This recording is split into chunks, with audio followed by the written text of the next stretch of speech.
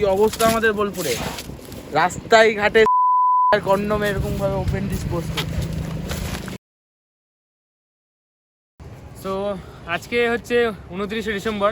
এখন আমরা দাঁড়িয়ে আছি প্রান্তিকের যে মেন রোডটা তৈরি হয়েছে তার ঠিক ফুটপাতে।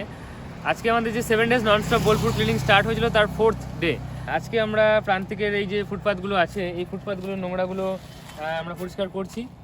আর আমরা আরও 3টে দিন আমাদের কাছে আছে। আমরা 3 দিনে আরও প্রান্তিক থেকে শুরু করে শান্তিনিকেতন এবং কিছুটা বোলপুরের দিকেও যাব। 7 দিনের মধ্যে যতটা কভার করা যায় ততটা আমরা পরিষ্কার করার চেষ্টা করব।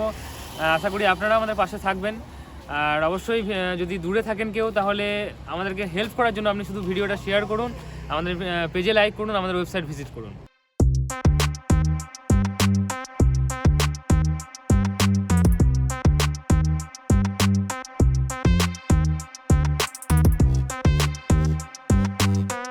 এতদিন জানতাম রাস্তা আলাদা হয় আর ডাস্টবিন আলাদা হয়, কিন্তু প্রান্তিকের রাস্তাটা এলে বুঝতে পারবেন এখানে ডাস্টবিন কি আর রাস্তা কি দুটোই একই হয়ে গেছে মানুষের কাছে।